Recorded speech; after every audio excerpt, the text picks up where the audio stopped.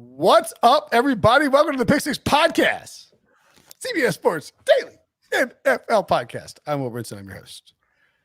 It's I don't know who cares what day it is. It's a Brady Quinn football show. Pow, pow, pow, pow.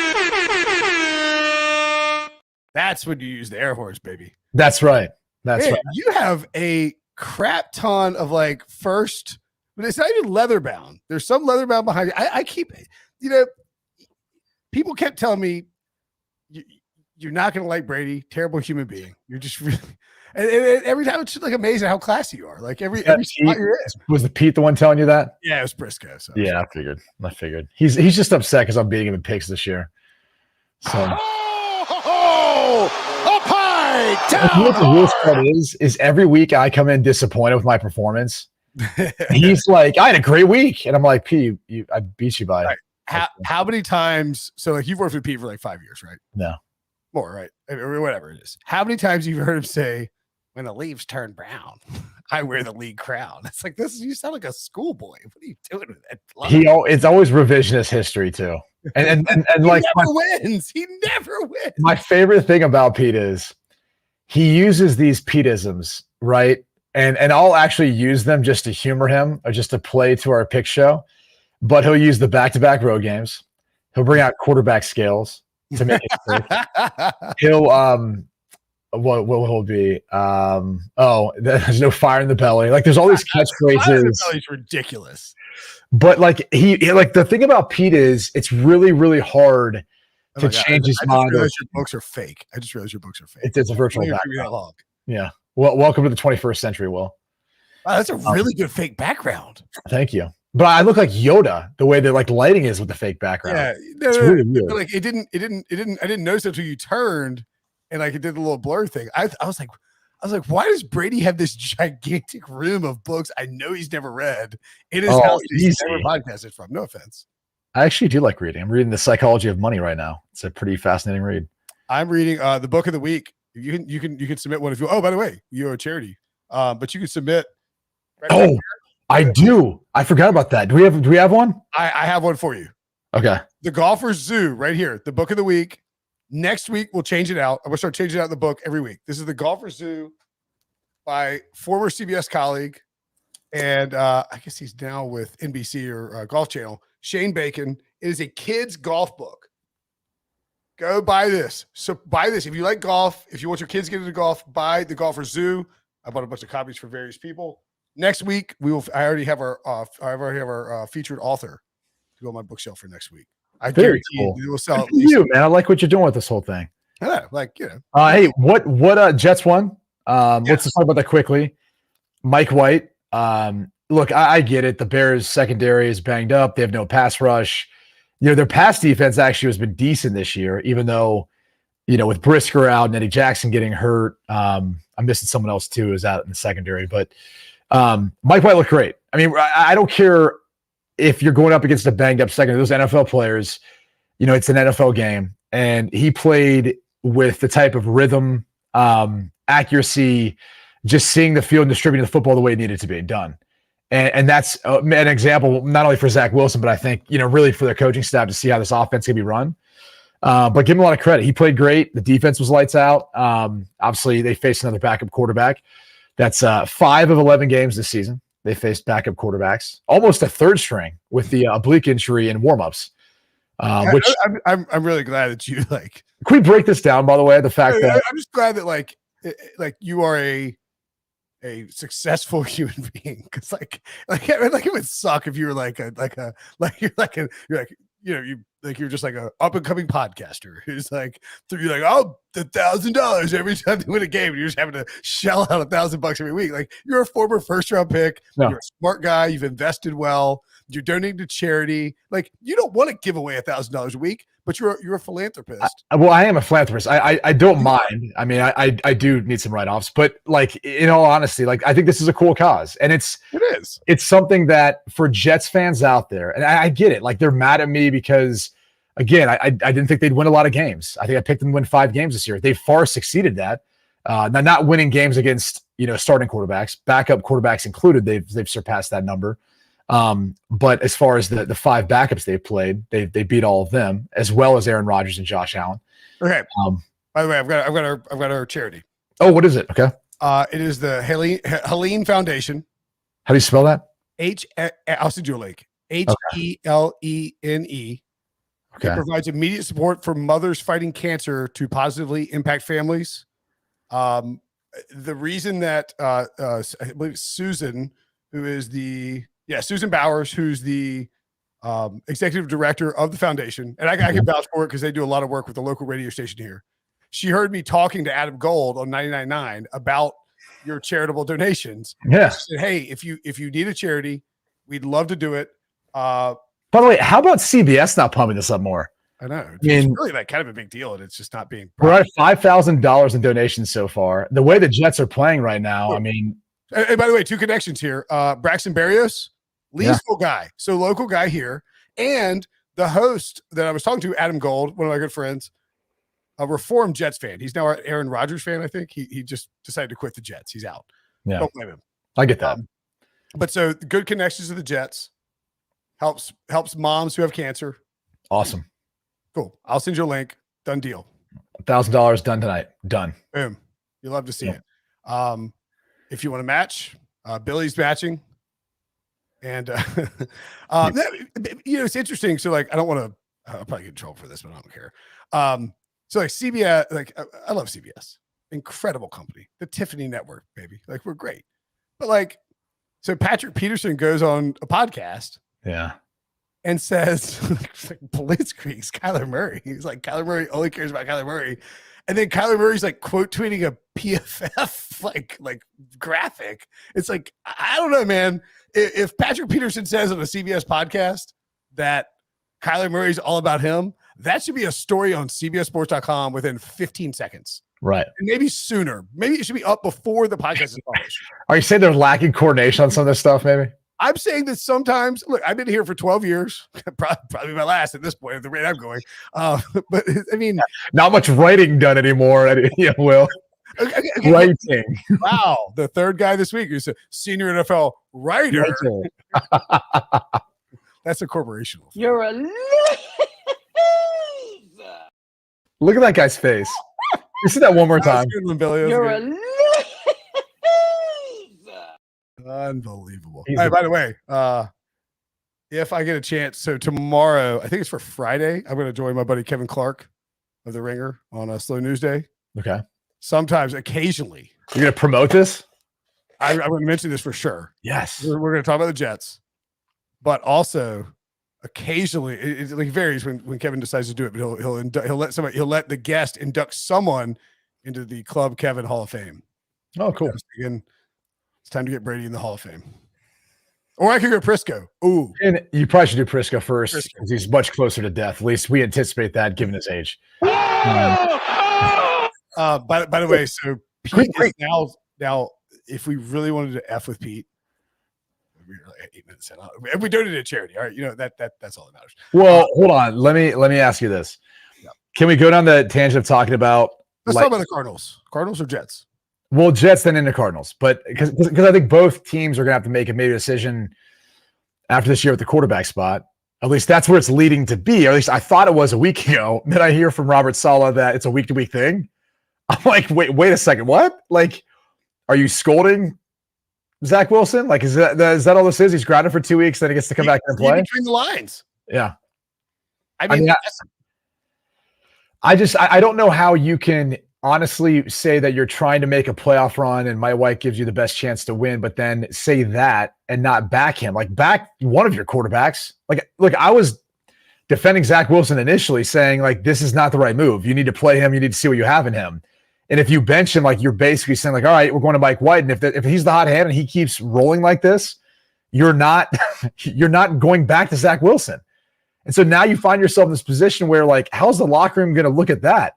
If Mike White keeps playing well and yet, like, they stumble here or there and lose a game or two, what are you going to go back to Zach Wilson, even though Mike White might not have been the issue in the first place?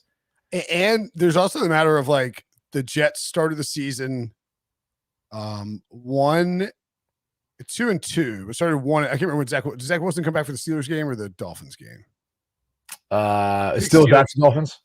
Either way, they start 2-2, but like Joe Flacco was playing. Right. If Mike White's the guy, you know what I'm saying? Like none of what they're doing with the quarterback situation makes any sense from a like if Mike White's the best backup, why did Joe Flacco start the season? Well, and then even furthermore, if Zach Wilson is just kind of biding his time, why isn't he active? Why wouldn't you have him as the backup? Yeah. Like why is Joe Flacco then the backup and not Zach Wilson? Like none of it really makes any sense. And I think it kind of puts you in a tough spot if things start heading south, but Mike White's playing really well like he did last week, which again, a ton of credit to him. Like I love seeing veteran guys who've been around for a while, come in, play well, seize that opportunity. It's such a different, you saw the way the players reacted. You saw the maturity in which he handled things with the media, and you're just going, yeah, that's how it's supposed to be, And I don't know that maybe Zach Wilson gets another chance at some point this season or next year. But like I said before, like you're going to find yourself in no man's land if you win enough games where you're somewhere in the middle of the first round, like they're selecting 18th right now. That doesn't help your situation if you want to go try to find a quarterback next year's draft. Sure doesn't. Sorry, I snarfed because I Googled Mike White. I was like, how old is Mike White? And it was like, it brought up the filmmaker who's 52. And I was like, fuck, he's 50. He looks great for 52. So he's probably 25, 26, I guess. Yeah, that's probably all right. I'll look in a second. More importantly, I don't think you didn't bounce around. You were a first round pick of the Browns. And then played for there for 3 years, got traded after my third year. And I think everything with the Browns comes with a caveat. Like yeah. Anyway, it was an interesting place. You have seen pretty much like every conceivable quarterback situation in terms of depth chart battles. Mike White 27, Billy says. So like if you're Zach Wilson, and we have to assume that what they're doing is giving him a mental break. I guess I'm wondering, where is your head at as someone who's been there and done that, and where's you mentioned the locker room? Where's the locker room when Mike White stumbles and they're like, well, we got to go to Zach Wilson? Yeah, you can feel it when guys believe in you, when they don't, when they've kind of had your back. You can feel that, and you feel it when you're in the locker room, literally, like in the locker room before games, talking to guys.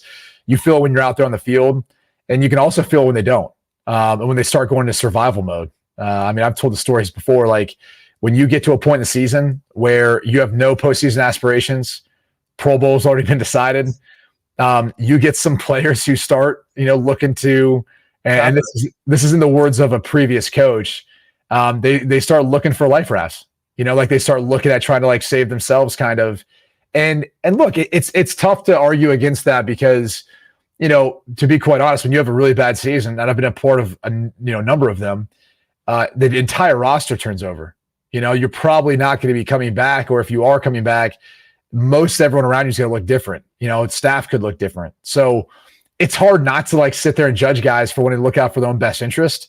Another Pete Priscoism. What's good for me is good for me. There's a lot of that in the NFL, and I'm not condemning players who've done that. I've played with guys who I loved and loved playing with who wanted to take care of them, something else that was ailing them, probably were going to take care of after the season. They said, we're not going anywhere. I'm going to get it done now. That's fine. Someone else will get an opportunity to come in and play. Now, it will be at your detriment, if you're the quarterback, you're in that situation. But I think the awkwardness of this quarterback room is what's unique, because if you got three guys who started games and played, you'd have to ask yourself the question, like you said, why Flacco to begin, then Zach Wilson, then you bench him. Instead of Flacco, it's Mike White. Now Mike White's played well, but you're not willing to commit to him. It's not a great path, I think, to either build confidence in Zach Wilson or clearly communicate to your locker room who your leader is and what your plan is. Because what probably happened when you think about how Mike White came about, it was probably all the defensive leaders going to him and say, this dude's dicing us up on scout team. Put him in. Or Zach Wilson dogged us in the press conference. But I think after that, what probably happened is the leaders kind of went in and said, this guy's holding us back. We've watched this guy in practice for weeks now, dice us up. Give him a shot. The guys love him. They respect him. You saw the emotions after the game. So it's just surprising to me that Robert Saleh wouldn't ride that momentum with Mike White right now. and just say, hey, maybe we're looking at this week to week, but it's Mike White's time and we're not turning back. We want to give him every opportunity to go out there and play poorly too. And we're going to have his back and we're going to let him keep playing as well. Otherwise, you shouldn't have gone to Mike White in the first place. You should have stuck with Zach Wilson, and you should have made that same comment. You should have made him get up, apologize to the team, go take some of those defensive guys out to dinner, go talk to them like a man, and say, look, I know I'm still growing and maturing as a person, as a player, as a leader, but I'm going to get this right. And go through those growing pains with them. Like, that's what you should do. So they didn't do that. They went a different route. And now, in my opinion, you got to buy into Mike White. Otherwise, you're making the same mistake twice pretty much. Man. Say, what do you think now, Jets fans? Again, I've said this before. Like, it's a weird – I tried to, kind of talk about some of the concerns I had with their season. Clearly, a lot of that was attached to Zach Wilson and his play and all that. I mean, I tried to, suggest that the Patriots could win in week 1 against the Dolphins, and people were like, this guy hates Tua. It's like, yeah, people are insane people. I think it has more to do with the fact that there's a lot of Jets fans who it's a weird thing. They want Zach Wilson to hook up with their mom. I don't know why. I don't know why. I'm just saying it's like there's this weird fascination with him liking moms, and maybe there's a few that have been burnt. Maybe Zach left early in the morning and they were like, oh dude, what did he just drink our orange juice? What just happened? Maybe the little, where's my biscuit? Yeah, I made a little defensive about it. Gone. Yeah. Your dad ate it. What do you mean? Daddy doesn't live here anymore. Your dad's Zach. Yeah. All right. Sorry. Probably should have leaned into that one too heavily. Okay. I have another quarterback-centric question. I've actually been very excited to ask you about the Jeff Saturday Monday Night Football thing. Oh yeah. Because and I don't want to rip anybody at ESPN, but I thought it was interesting. I think it's interesting that Jeff Saturday left ESPN and went to be the head coach of the Indianapolis Colts. And there's a chance he might not get the full-time job, which would mean he's going back to ESPN. Now, if inherently, all right, let's say, you get some other incredibly popular football podcast like mine picks you up and saying like everyone who's there is taught. It felt like the tone was completely different from them versus everybody else. They wanted to put it on Matt Ryan, which I thought was really weird. So again, veteran quarterback, you've been there. You're running a 2-minute drill. Do you have the authority to call the timeout in that spot? And what would you hope that your coach would do? And what are you seeing when you sprint for the longest run of your career or close to it on 2nd and 17? Right. So a few things. One, as to the question of whether or not you have the authority to call a timeout, sure you do, or at least you should. Now, I can't say that definitively because I'm not a part of that team and I don't necessarily know what they're saying. But with teams I've been in the past, no doubt a quarterback has the ability to call a timeout. And I'll go as far as saying a lot of times quarterbacks will call plays in a 2-minute drive because the process is faster. You're not changing personnel. You're probably keeping them out there. And so while you're actually the clock's running, you're calling plays, you might be calling it. And then once there's a stop clock, now the OC comes back into the picture. It works out that way sometimes. Sometimes it's just quick signals from the sidelines and you're not worrying about calling plays. You let the coaching staff do that and you just focus on going out there and playing.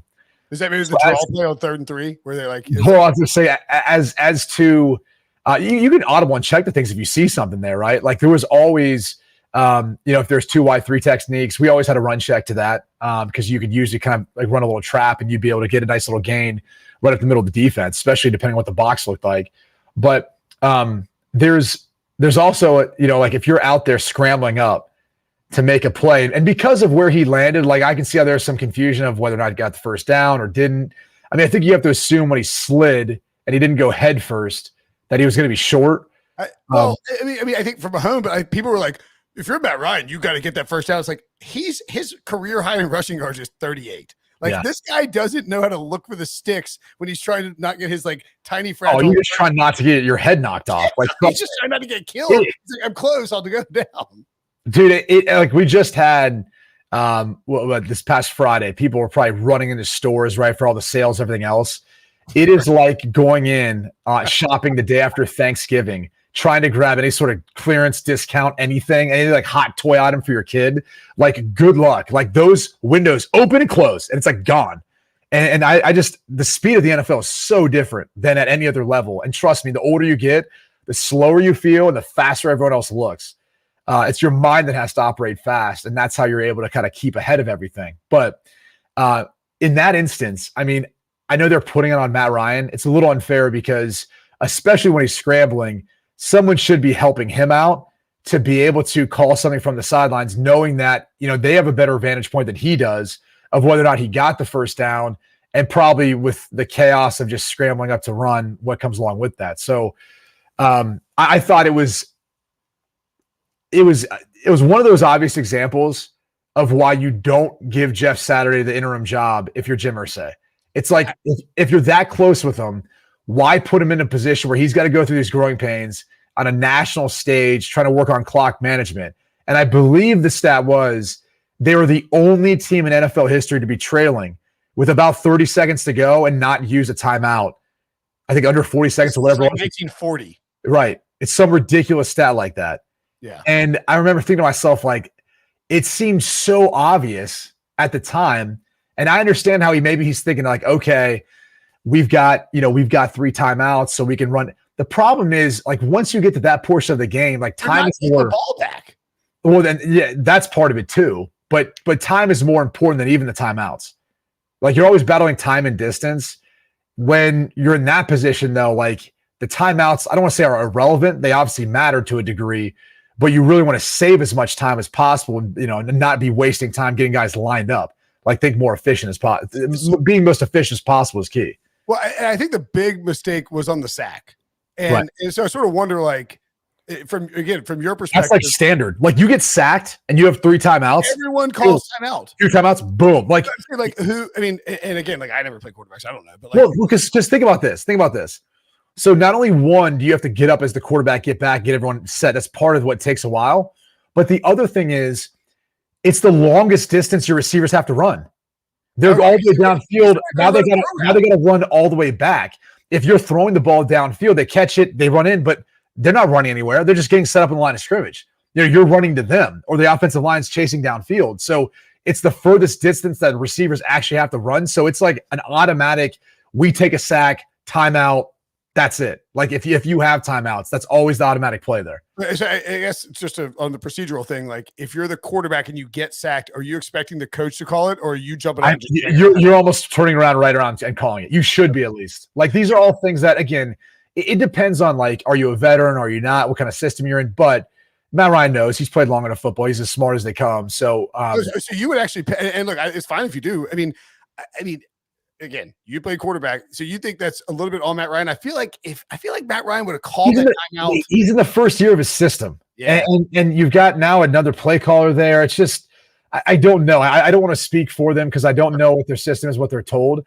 But it is surprising sometimes you get veteran guys who don't make that initial reaction and move, because they should be. They should know better. I mean, there's like, look, I've played for enough teams to know this. It doesn't matter what you call it. There's certain plays that are going to beat cover 2, certain plays beating cover 3. There's things that you do situationally that have nothing to do with the system you're running. It's just how you operate. If you're sacked with 3 timeouts under 90 seconds on first or second down, because the first down was a short pass play, you call timeout. And you should call timeout. Yeah. By the way, just in defense of Matt Ryan, like, you're a fast guy. I don't think you would run like a 4.240 or anything right now, but like, you're a year older than Matt Ryan. I mean, if my point being is, like, I'm older than you, and obviously much better shape, but still older. Like, if I had to run 15 yards on an NFL field, like looking, I would not be. I just would not be thinking timeout. I'd be like, okay, listen, I'm just trying not to get my head just like taken off of the. Well, it's always about procedure, right? Like, your first thing is you're trying to find where the first down doesn't get there. If you can't, you slide, you get down. Now you're looking for the official, because you want to make sure he gets the ball so he can spot it as soon as possible when you get set. And then you're trying to look for guys to get them, rallying up to get set and communicate the play. So there's always a procedure to it. And that's where, as far as the clock management portion, a lot of times the sideline will take it off your shoulders. So because they have a better idea of handling all that. And they should have someone up in the booth, or a lot of times a special teams coach will help handle that, because especially if it comes down to like a field goal, like, they're monitoring it to make sure they communicate to the long snapper and kicker. Or if it's a mayday situation, like, they're kind of like working it down the field to say, okay, like, we're using our last one now. That means the next one we got to throw it in. If we throw it in bounds, we spike it, we rush it. However we go about handling the final play of the game, if it's in that scenario, which is different than obviously Indy. Well, I mean, and it's like the same thing with you and I talked about after the Dallas San Francisco playoff game, where it's like you were in Seattle when they did that study. No, I mean it's like listen. I can't believe you ended the season like that. I just I thought you were laughing. I was like, I'm laughing at the fact that actually happened. Like I was like, ended your season. I couldn't sleep that night. Like that night, I literally remember thinking to myself, like it kept me up because I felt so awkward for Mike McCarthy and Dak and like Kellen Moore and thinking like, well, how do you justify that? Like, I mean, can you imagine being like the person who actually did it though? And like I wouldn't sleep for 5 days. I think I've actually like converted to the Brandon Staley strategy of winning. Where like, dude, when you have your shot to win games, just go do it. Like go for 4th downs, go for 2-point conversions. Like just go do it, because otherwise, like you leave yourself up to like either luck or unluckiness, like completely playing against you. You're putting the fortune of your future. You're putting your future in someone else's hands. Correct. Like let's say like I'm the hotshot young head coach, right? And I love going for the 4th down. You're my quarterback. Like I want the ball in Brady Quinn's hands. I don't want the ball in I don't want the ball in somebody else's hands. Like it's called offense for a reason. Right. Like defense is defending you. You have to be on the offensive. Well, especially considering bro. Those like end of game plays, like the way PI is called now, illegal contact. I mean, it's not even like executing a successful play. It's also like just the refs being able to bail you out half the time. Heat that thing up and get a flag. You've got a lot. Like it's completely changed. Like the old adage was like you throw the football, like 3 things can happen, 2 of them are bad, right? And now it's like not really. Like now you get PI, you can get defensive hold, you get all these other things that can go along with it. If you got a great deep ball, you aim it a little bit, you shade it outside, and it's out of bounds maybe, or you get PI. Okay, we're gonna take a break, and we come back. I will ask Brady Quinn if Aaron Rodgers should hang it up for how long. Next, I'm getting kind of good at these little radio teasers. I know. Yeah, I'd be like, coming up next, Brady and I'll talk football. But I do think, I mean, look, I say this, and I think this is like where it's sort of like a loss in translation from an athlete media standpoint. Like, I'm like, obviously Aaron Rodgers needs to shut it down for the season, but like, you don't become a Hall of Fame quarterback with a Super Bowl ring and 4 MVPs by just shutting it down because you have a boo-boo on your ribs, and maybe they're busted and maybe he's got a broken thumb, but like, I don't think he will shut it down. I think the Packers probably should shut him down. And so I sort of wonder 2 questions. 1, at what point does Aaron Rodgers stop playing this year? And 2, is Aaron Rodgers the starting quarterback for the Green Bay Packers in 2023? And I will tell you Ryan Wilson's percentages after you answer. Oh, I can't wait for this. It's terrible. 1, I mean, he kind of already foreshadow what's going to happen. He's opening the door. Once they're mathematically limited, I think he would be open to that discussion. And he said it in a quote today that he wouldn't have any resentment or bitterness if they wanted to look at Jordan Love. So, like, ultimately, I think this whole idea is going to be crafted this way. They need to see what they have in Jordan Love and let him play, whether that's to trade him after the season or decide on his 5th-year option if they're going to keep him, and they would look to move from Aaron Rodgers. Now, that's a little more difficult because of what it's going to take to trade for him, considering the contract that he's Rodgers' contract is untradeable. The only out is he retires.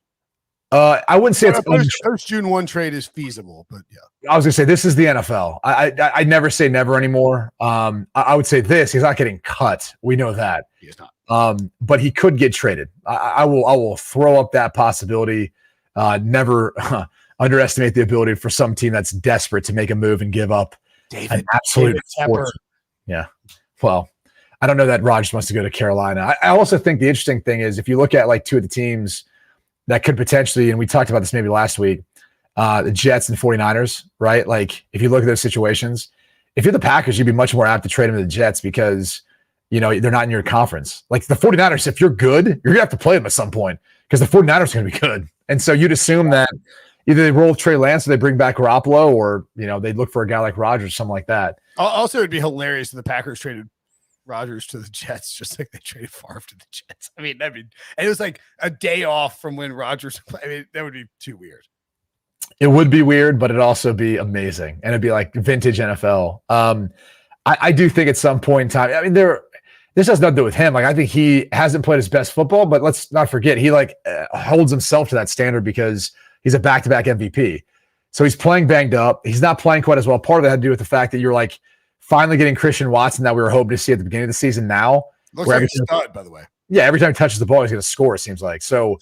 It's a little late in the season for that to play an impact. But their defense isn't very good. Like, they can't stop the run. They obviously have struggled. So I think at some point in time they'll have to shut them down. It's gonna have to be. We're going into week 13. It's like probably I would say the over under like 14.5 or 15.5 maybe.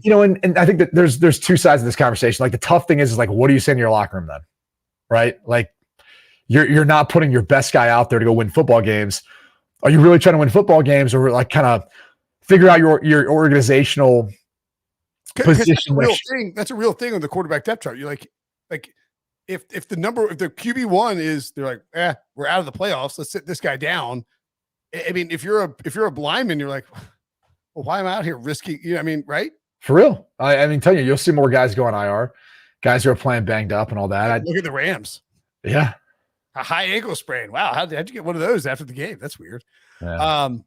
You'd be surprised. Sometimes it's slippery stepping up the bus. Remember Lamar Jackson almost ripped his ankle up trying to go poop last year. All right. What do you think Ryan Wilson's percentage is that Aaron Rodgers, okay, you have to guess the percentage that Ryan Wilson said that Aaron Rodgers will be back with the Packers in 2023. He's a Steelers fan, so that really doesn't factor in here, but maybe it does. No, he's got a 10% chance. Real logic to it. What's that?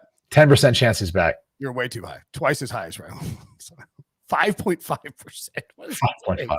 It's ridiculous. Breach and I were like 60%. He's like, you're idiots. Dude, Aaron Rodgers is coming back next year. Yeah, I think. I mean, he might not. Here's the thing: is he might just retire. We don't know. He's contemplated all that conversation.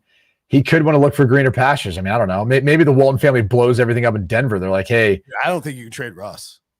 Well, do you know what? You're not getting anything back for him, or otherwise you're paying a huge premium for draft picks in exchange for Russ. You know, what a week for these quarterbacks, by the way.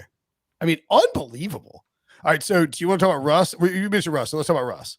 Okay, and then we'll get to Kyler, and then this is just like it's like, I mean, all right. So a general question for you too, because you live this, and like you get mad like when I erroneously call your contract negotiations with the Browns as a rookie a holdout. You're like, no, it wasn't a holdout, and it wasn't. And so, I mean, it's not the definition of that, but I know we're not going to debate semantics here. I'm on your side. I guess I'm wondering, like, from a general perspective, is it like, do you feel like it's more like on the scale of intensity and focus of the quarterbacks? I mean, it's always been so intense. Like, I mean, you literally an article written every day about you and like whether or not your agent had negotiated a contract with the Browns, and like that wears on you. But like now it feels like and my point being is like Patrick Peterson, our colleague, does a podcast and like within 3 hours, like Kyler Murray's having to quote tweet it. And, you know, when you were playing, there wasn't immediate viral clips of a defensive lineman yelling at like the quarterback. And you had that with Russell Wilson. So I guess that, like, I mean, it's almost like, it's sort of like if somebody told you had to go back to college, but there would be YouTube, would you definitely go back? Because I'm not sure I would. Yeah, it's a different era, a different time. And I think, like anything else, you know, the way you have to look at it as a quarterback is like you're the CEO of a Fortune 500 company. And, you know, you've got to adapt with the times as to, you know, how not only you're viewed, but the organization's viewed and, you know, how you handle adversity and all that. Like, it's part of being a quarterback. It's no different than playing the quarterback position right now. Like, if you're not a mobile guy and you can't make off-platform throws or move around and be able to run a little bit, you're going to really struggle in this league because the offensive lines don't protect the way they used to. And it's just a different league than what it was 2 decades ago. So I like thinking about you like deleting everything about the Browns from your Instagram. Yeah, I mean, the reality is like I have social media because it's a necessary evil. Yeah. It's literally because I do this career and this job. And honestly, like I remember being in Denver in 2010, and someone came and spoke to us. They said, "Look, if you want Twitter, or whether you want to be active or not, you should make sure you have an account because you don't want someone to impersonate you." And so my initial reason for even signing up was just to make sure no one was impersonating me, and I was getting paid for a company. So I was incentivized to do so. But I never have understood the reason, not the draw, because I get it from a fan's perspective. Like if you can talk one-on-one directly to a player that you love or even hate, why not? Like that's pretty sweet. It's like a great idea. Player, like, what are you thinking? Like, just don't. The hard thing is like you're always taught to kind of put on blinders on when you're on the field and you're training and performing. And I don't know why you'd want to go to social media and be able to like buy into it, good or bad, by the way. Like whether you win, you play great, everyone's hyping you up. You don't need to like read everything. And it was no different back then. The difference was you had to go grab a newspaper. You had to like look online. Now you just have to look at your phone. And I think that's the tough part is, you know, with some of these things, you do have to have like a team or someone helping you to kind of manage it and make sure you kind of are crafting the proper response. Because I think you get yourself in trouble. Like, again, looking at how it works now. When you're a quarterback, you're a CEO of a Fortune 500 company. Let's just call it like it is. And you're basically putting yourself now in a position where you need to craft a thoughtful response that's going to represent you and your organization. And it isn't going to cause that much more of a stir. Like that's really the truth of the matter with, I think, how you've got to operate as a quarterback, given the fact that like anything that anyone says now could get to you or you could have to respond to. So it's a crazy world that they're living in. I mean, you can choose to not respond to certain things like, you know, Deshaun Kaiser was talking about Aaron Rodgers and conspiracy theories. I don't know that Aaron Rodgers is going to acknowledge that or talk about that. Maybe he will. Who knows? But I think you can pick and choose like which things you choose to discuss and choose to talk about.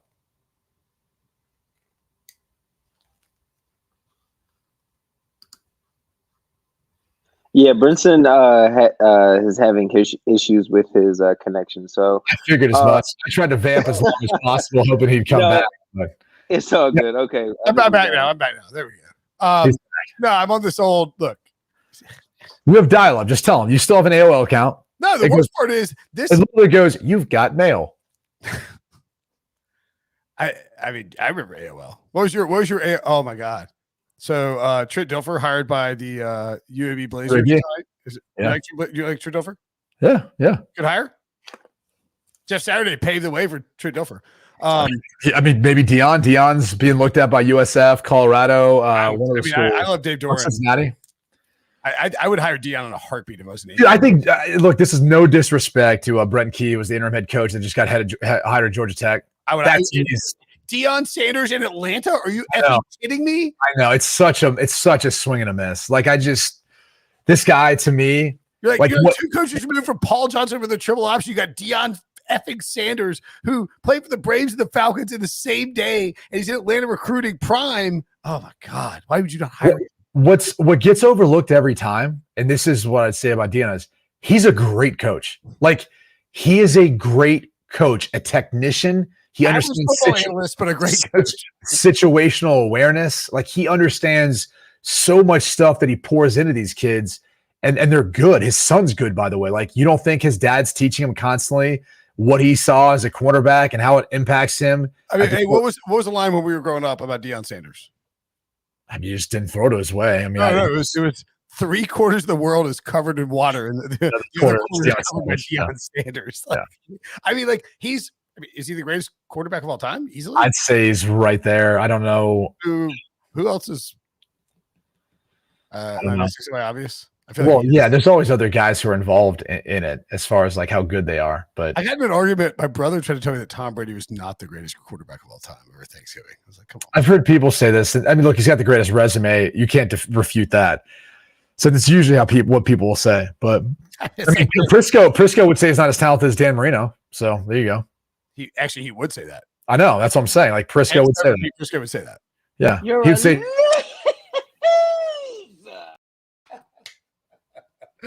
Oh man, I love it. Okay, so we I don't know who we just talked about. Did we talk about Kyler? Well, we did talk about Kyler. It's a tough spot for him to be in because it is a former teammate. So a lot of people are going to read into it. Cliff's getting canned, right? I mean, they just sign him to an extension. If you're the Bidwells, if you're canning him, you got to kind of can Steve Keim too, don't you? I think it's a. And the weird thing, they're like Kyler and Cliff have the same agent, right? Eric Burkhardt, Burkhardt's both their agent, but again, here's the problem with even like the signing Kyler to that contract. Now that's a little more easy to absorb than Russell Wilson's, but like, how do you move him? How do you move Russell? How do you move any of it? If you're not playing well, it's hard to move an asset. That's why I go back to the Packers not moving from Aaron Rodgers last year was their biggest mistake. If they were going to like wait till he had a down year, it's like, well, you just missed all the value. You tried to Belichick it, screwed up. He won 2 MVPs, and then you didn't Belichick it. Right. Yeah, it's like, and the other thing too is, and I understand you have to pay the quarterbacks. I mean, I preach that all the time, but like, if you have to put a homework clause about Call of Duty and an iPad in your quarterback's contract, I mean, it's sort of like a prenup, right? And not like, not that prenups are bad, but it's sort of like not if you take it out, which they did. It's already in there. It's already been done. Here's what never made sense about that, because the conspiracy theory is like, well, maybe the Cardinals wanted that to get out. Maybe they wanted that to become public, so then people kind of knew like what they were dealing with. But you'd have to go back to, well, you guys are the team that drafted him, and then you guys are the team that wants to sign him to a long-term extension, knowing this could be an issue. So it really just falls back on you. Like, it really didn't make any sense why you'd want to have that clause, knowing that eventually these things are public. You can find that contract, read it, and go, oh, wow, like that's unique. That's different. We haven't seen that before. I always think it was, I mean, and again, I don't know, but just the way it kind of came out, I feel like it was probably leaked by Kyler's camp in order to be like, really, Cardinals? Take it out. Yeah, take it out. And it worked. I mean, if you think about like the way that this all season went down, and I mean, like, you've signed a bunch of contracts at the NFL level. Yeah. I've covered the NFL for 12 years, like at CBS. There is a very, it's not even unique. It's just a very like sort of like the tides come in, the tides come out. There's a time when you sign contracts and there's a time when you don't. And the time when you don't is not right before the draft. You don't throw a hissy fit and delete all the Cardinals social media stuff off your profiles right before the draft to make a scene. I'll go back a step further. How many agents are proactive and to the media? Letter, my God. Like they're the ones that, it wasn't like the team got out in front of it and said like, hey, we made an offer, but he didn't like it. It was Eric Burkhardt who did it. Like, he's like, oh no, we submitted a contract offer. There's like, wait a second. We make the offers here. Like, we decide on this. Like, you guys sent us a contract? Like, what do you mean? Like, I was like, this doesn't make any sense. I'm not sure you understand how negotiation works. We offer you a deal and then you count it. And it's like, what just happened? Did you steal my car? Like, it's my car. You can't just take my car. It's like, yeah. You don't show up at my house and be like, I'll give you 15 grand for that car. You're like, what? No, I own this car. Yeah, like the whole thing from like, it could have been, it's so, and I don't know that we have an answer for it now, but it could have been played so much easier. Just don't do any of that. Right. And get to like March when you sign contracts and there's no, and like, and say, listen, here, we'll do an addendum as like a side. Like you could have done it without, it didn't have to be in the contract. Well, what was the recourse from Kyler Murray and Eric Burkhardt if he didn't sign this deal? What was he going to sit out the season? No, hell no. Exactly. So you sit out the season, you don't have a season that accrues, you're right back in the same spot a year from now. So like they couldn't just go into it and go, hey, look, we extended Keim, we extended Cliff Kingsbury. We want you to prove it one more year. I mean, it's not that hard. And for whatever reason, they just buckled. And he was first overall, so he has plenty of money. Right. Yeah, it's the whole thing is very bizarre. And like, I've been trying to tell Wilson this. Keim, Kingsbury, and Kyler, which, you know, you could do better. You could do better initials, I guess, are like inextricably linked because they sign contracts in the same offseason. The Bidwells are not, you know, they're not David Tepper. They're not the Walton family. They're not even Jerry Jones. Like they don't have the kind of cash to just pay Cliff Kingsbury. I mean, like what, $20 million to go kick it in Austin, Texas for a year and like, do whatever a guy who looks like they're making more than you think, and you can get financing for that if you really want to move on. I think the more interesting thing is like Keim's kind of connected to all this, and I feel like this was like maybe him feeling like, all right, this was my idea to bring in Kyler and Cliff, and look at the progress we made, which they did win more and more each year. Yeah. And so he figured out a way of getting everyone paid. And it's like, great, but if this blows up, we're all out. Like this is our last deal, man. Hey, look, Keim's an NC State guy, so I love Keim. But it is interesting that he's like, you get the owner to get you paid, and then you make sure to get there's a lot of incestuous stuff going getting on. Everyone else paid, it's like, yeah. It's like, all right, now that I'm paid, let's make sure we pay Eric Burkhardt. If you really think about it, because obviously, I mean, I'm sure Keim identified Kyler Murray first, but I mean, chicken or the egg conversation here. Either Cliff helped Kyler make a lot of money in the NFL, or Kyler helped Cliff make a lot of money. But Cliff was hired first, so I would say like that pairing happened because Cliff became the head coach. Keim identified Kyler as the guy, but Cliff got Kyler paid a lot of money. Number one overall, then a second contract. As I understand it, I think that like Keim and Cliff hung on like film sessions when they were watching film together. And so like that's how they became buddies, and maybe that's how that ended up happening. All right. Russell Wilson. Have you ever been yelled at by a defensive lineman? No, not in that capacity. Because honestly, I'll put it this way: if I had played as poorly as he has, I would have already been benched. So I'm just saying, like that was how my career went. Like I didn't get any sort of leash long enough to be able to. I mean, the game I got benched my third year, I was 6 for 8, made one poor decision, a blind throw on a stop route. I thought it was for single high coverage, backside safety fooled me for Anderson. Yeah, and then he came in and threw 3 picks the second half. And I was like, all right, well, clearly I'm going to start next week. And then Eric Mangini's like, we're going to start Derek next week. And I was like, okay, because that makes sense. Like, I really feel like I deserve to get booted off that. But anyway, it was. I mean, we talked about this a bunch on this podcast. And like, I think it is like one of the most underrated stories of professional football is that the fit.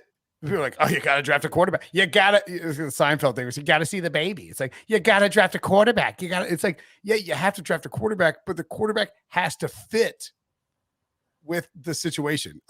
Speaking of which, by the way, okay, all right. I want to ask 2 questions. One, we'll go back to the Russell thing. What is like the funniest yelling moment of like that you had as a player? Because like my favorite yelling moment is when Peyton Manning, when Donald Brown blows the block. Yeah. Goes, damn it, Donald. Oh gosh. I mean, there's been so many. I mean, I remember like so many. Dudes trying to run to the bathroom because he had to, crap. Just players, like various players, like different teams, like having to run, take a dump, because they might not make it in time, right? You got white pants on, everyone's gonna know. Quite possibly the one thing I'll never forget the rest of my life. And I'm not going to say what player it was, but I'll say what team. And actually, you'll be able to figure this out because we went to London. We were coming back from the Palms restaurant on a bus and like headed back to our hotel. So it was like, we kind of had some downtime outside of the practice. We weren't there very long. I think we played on Sunday, obviously, and then we went over like on a red eye Thursday night. So we got on Friday. So this had to have been like Friday, maybe later that day, or maybe Saturday, like the day before the game. And we're coming back from lunch at the Palms there in London. And I'll never forget, this player stands up. He's like, "Oh, hold the bus, stop the bus, stop the bus." He's like, "I need to give me some of that London meat." And I was like, "What?" Like, "You need to give me some of that London meat." And he hopped off the bus. Was he referring to London broil? I assume not. No. What? Chased after a girl on the sidewalk. We just kept going. Like that was it. He made his way back to the hotel at some point. So you eventually saw him later, right? Yeah, no, we saw him later. Like it wasn't like he disappeared from the whole thing, but like it was I will never forget that. I was so startled at something because you heard the stop the bus, and I was like, oh man, what happened? We like hit someone, we like leave someone. I need to get the London meat. I was like, amazing to say. What's the terrible London dish they do where they put like meat in a thing of bread? Oh, beef Wellington, Yeah, which is like, actually "I miss really beef delicious. Wellington." But all I know is when he said that, dude, I was like, that'll be something that I'll never forget the rest of my life. And I'm that moment, furiously like googling or like driving through your game logs to see when you played it. no, I would never out the player. But we were in London. The team I was with, I went to London with. Everyone loves beef Wellington. Sometimes you have to halt the bus and jump off the bus to get that beef Wellington. I mean, there was like stuff that happened that you can't make up. I mean, from my time with the MRSA stuff in Cleveland, some of the stuff that went on there, just different personalities and players. Did you ever hear the? Like, you probably didn't hear this, but like, so John Breach's dad came on the podcast before the Bengals were in the Super Bowl, and he was telling the story about, I think it was the '89 AFC Championship game, but he and his roommate went to go get breakfast. It's '89, like he's just like there's no team bus, right? You just get to the stadium, and so yeah. They go to this diner to get breakfast. And they eat breakfast and they go to the car won't start. It's like 4 hours before the effing championship game. And so they ask the waitress for a ride. She just gives the two of the players, two of the starters on the AFC, like the Cincinnati Bengals playing for a berth in the Super Bowl, a ride to the stadium. Like that is, that always blows my mind because if that happened today. Well, full disclosure, last season, it was last season. So I was doing radio for Fox Sports Radio, early morning time slot, so 6 a.m. Well, when we be out like in Big 12 country, I'd have to do it at 5 a.m., right? We're on Central Time. So I tried to get it set up at the hotel. They didn't have the technical specifications. So we ended up setting up at like a Fox Sports Radio studio a couple miles away. So I wake up. I thought I had like a car set up to come get me. I can't get anything. Like the car canceled on me. Couldn't get anything. There had to be a nice old couple in the lobby, right? At 4:30 a.m. They don't know me. I don't know them. They look at you and like think like maybe this tall, like good looking guy could have played football. It's like just no. I was in Oklahoma at the time, so I was like very thankful for some nice Oklahoma folks. But I asked them if they could drop me off, and I literally got a ride from two older folks that I met that morning at 4:30 a.m. in the lobby of a hotel, and I cannot even remember where exactly I was sitting. That's fantastic. So it actually happened to me and Eric K, who you know, obviously. EK, EK, but right before what's that? Big Miami, Ohio guy. Yeah, he's trying to get me to the Bahamas with him and Breach. You want to go? Bahamas Bowl? Yeah, that'd be fun. When is that? It's soon. It's like $125 to get there from where you are. Amazing. It's amazing. It's going to Bahamas is incredible, by the way. You and I will have a Popeyes eat off. How about that? You can play like blackjack and craps out by the pool. It's incredible. Wait, all right. Well, okay. For you're the fourth. All right, good. We'll play golf. We won't go to that game because then we'll cares about that game. So me and EK were leaving Guns N' Roses in downtown Miami, trying to get back to South Beach at the February 2020. 2020. Yeah, right before COVID. Yeah, like right before the pandemic happened. And it's like for somehow, like right as this concert ends, it just starts pouring unearthly amounts of rain. And we're like holding, we didn't know it was gonna rain. So we're like holding jackets over our head, standing out there on the sideline, like pathetically looking for an Uber.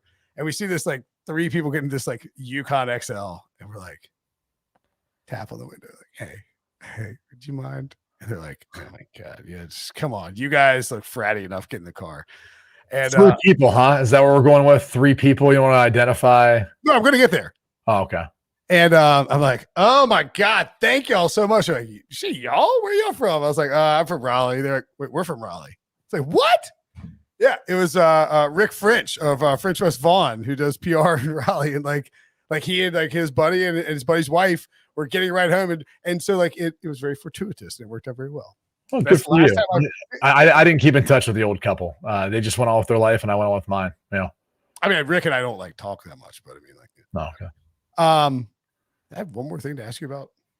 I'm like, we want to read between the lines today, or we already kind of did one? Oh, I know. I was calling him Diva. Billy, can you? Matt Rule appeared on Peter Schrager's his in podcast. the season podcast earlier, I believe on Wednesday. Yeah. Can we play that audio of Matt Rule? I think I probably would probably taking another job. I mean, I think it's a great place, the wonderful people, but I just don't know if I was a fit there. At the end of the day, we talked about, hey, we're going to have a 4-year plan, a 5-year plan. If you tell me, hey, we got a 2-year plan, then I'm gonna go sign a bunch of free agents and do it. So, what was a 4-year plan became a 2-year and 5-game plan real quick. And interesting. It's not about, hey, and I'm not angry about it. No. At the end of the day, I understand. But if it's going to be that quick, then we're going to sign some more free agents. We're gonna go make the blockbuster trade. We're going to do those things. I think the trajectory that we were on was correct. It was to have a team that next year could maybe make a big trade that could.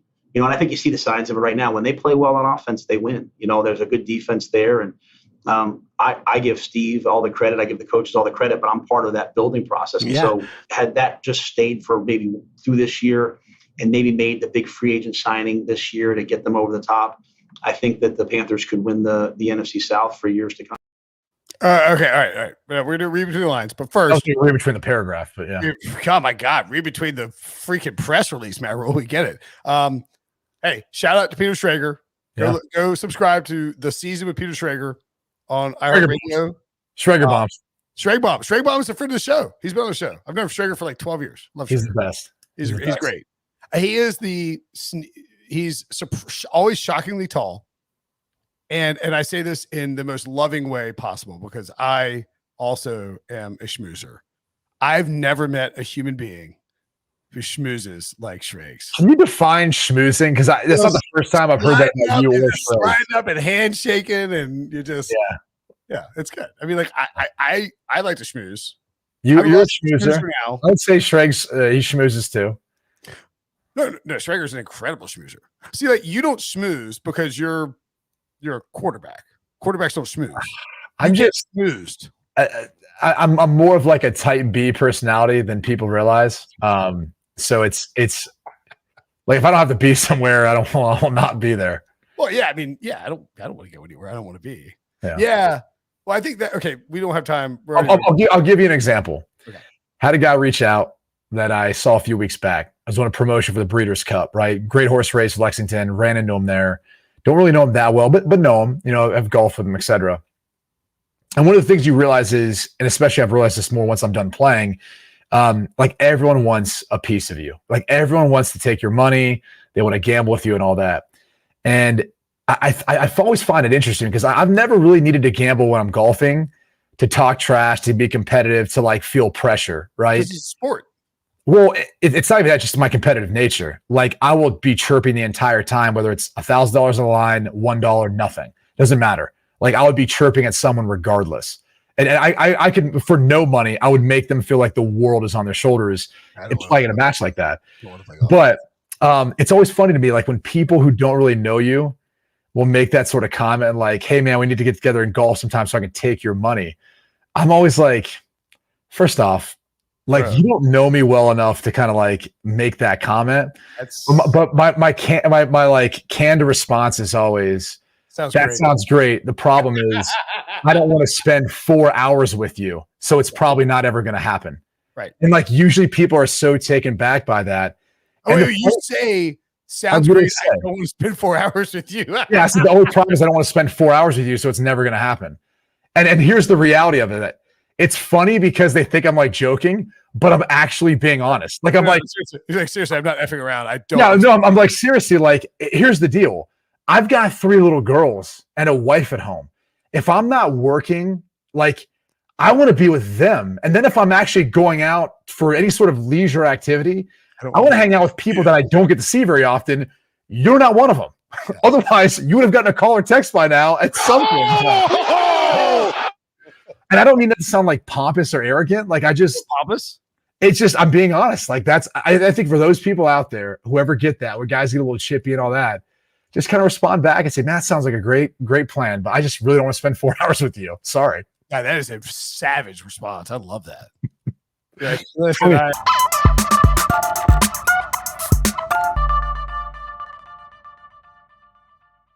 I'll hear this and figure it out. I mean, you play golf with me. I don't want to play golf with you. I would play golf with you if I had to pick like people who I work with at CBS. It'd be you, Wilson, for sure. Oh, I'm number one. Wow, hell yeah. Well, no, you're not number one. Frisco's the worst person to play golf with. Hold on. It'd be Wilson for sure, number one. That's fine. Number two actually would be Hassel. One, because he's a good golfer. I've played with him before. Two, because of his quirkiness and overall general sense of humor. He's hilarious. He's funnier than people know. He's one of the funniest people I've ever met. Hilarious. And then you be in there too just for entertainment. Now Pete will be offended and he'll be like, "Oh, that one time I beat you." First off, I was giving him strokes. That's how he beat me, with strokes. Play golf with Pete is like going to play golf in a trailer park. It's painful. He's got an awful swing, and it's like he's always complaining. Well, I guess you drop right here. Let's hit it again. Number 9. You're like, Pete, look, I just do a double bogey rule. And he's like, no, you hit every shot. It's like, please go away. I was on his team too. Have you seen the old Hassel videos of him at the? Have you seen these? Yeah. Where he's wearing like the corn hat, and he's like, okay, all right, just make sure. All right, we're at an hour, so I'll ask you. Billy's saying, "Get out, LOL."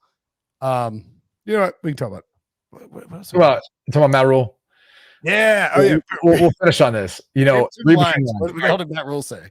Well, I mean, yeah, he's probably wishing that he didn't sign up for a job if they told him it was a 4-year plan and it ended up being a 2-year and 5 game plan. Like, that's tough. You got 2 years to build a division winner. Yeah. And he's not wrong. Like, their defense is really good. Like, their defense does keep them in games. They're young on offense. They've improved on offense. I mean, you look at Deontay Foreman, how he's come around, or even Chuba Hubbard when he had his moments after McCaffrey left. Like, they can run the ball.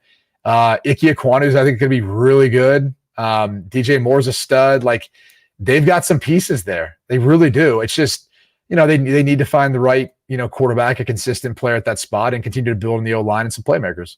All right, I got a quick take on this, and we'll get out of here. I think that Matt Rule, I'm not supporting Matt Rule here.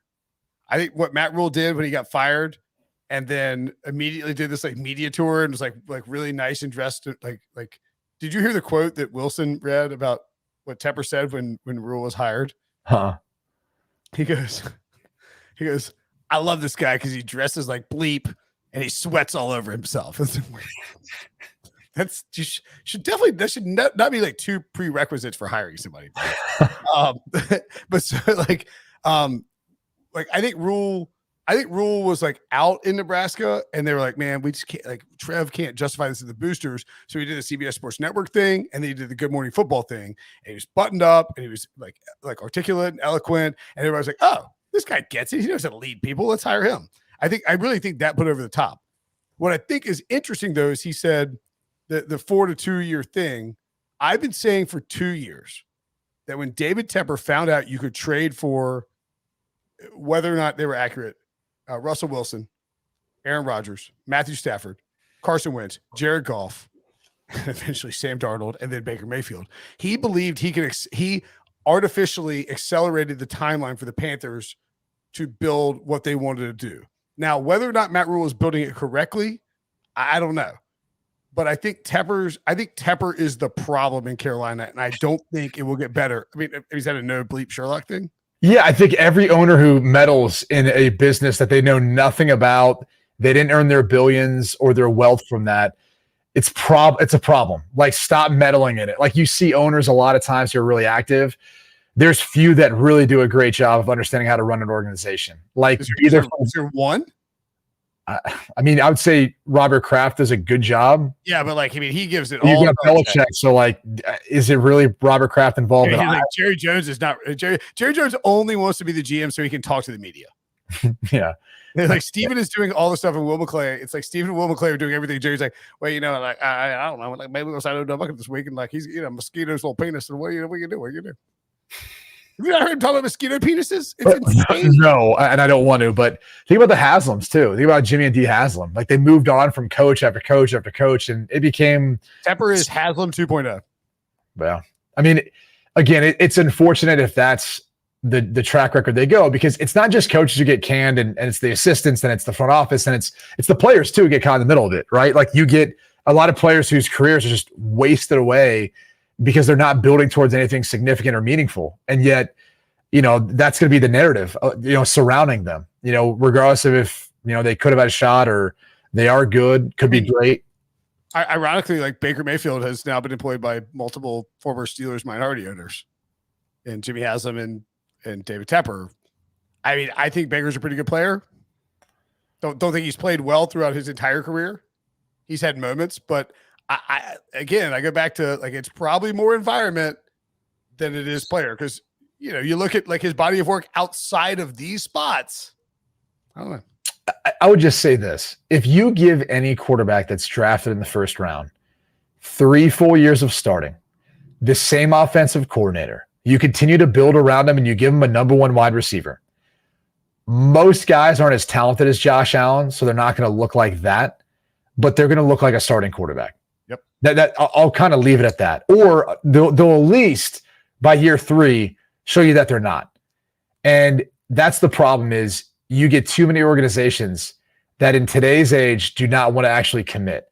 Like, I don't know that anyone knows what commitment means anymore in the NFL because they'll draft guys and move on from them in a heartbeat. And it's like, can we not make snap judgments all the time? Like, there are some guys who are uberly talented that will make you say, wow, but you got to give them time to develop. There are some guys who are like ready to make an impact right now, but the team around them's not. They have no protection. They have no one to throw to. They have all these other issues. So I just, that's the hard part about watching this is having gone through it. I know what it's like to lose a coach that drafted you and a general manager that drafted you. I know what it's like to have to run 2 systems in 3 years and have 2 general managers in 3 years and all that right out of the gate. And I know how bad it stinks too to have the new head coach come in and basically let you know that you're not his guy and then still have to be there. Like, that's a tough position to be in for any quarterback that's a part of that. Well, we started with Zach Wilson. I guess we're wrapping on Zach Wilson because that's who we're talking about. I mean, the guy's poor. I mean, he's even got the same coach, but what are you going to do? It is, unfortunately, the NFL is an impatient business. Brady Quinn was very patient with us tonight. Patient with me tonight. It was a fun conversation. Yeah, it's been good, man. It's been fun. It has been fun. When you just watch and you have a couple of toughies, it's fun. Yeah. Are you putting ice in your beer? No, that's bourbon, actually. Oh, okay. Yeah, I thought you had a toughie. My bad. No, I don't drink the toughies anymore. I'll put a toughie out. There's a toughie. Look, back over here. Toughie, the little thingamajiggy. There he is. There you go. All right. Brady Quinn, as always, buddy. A pleasure. Hey, happy belated Thanksgiving. Thank you for texting. Thank you for voice. And the shout out to the Helene Foundation. Yes. Great work. Big donation coming their way. Coming their way for Brady and Brinson. See you guys later.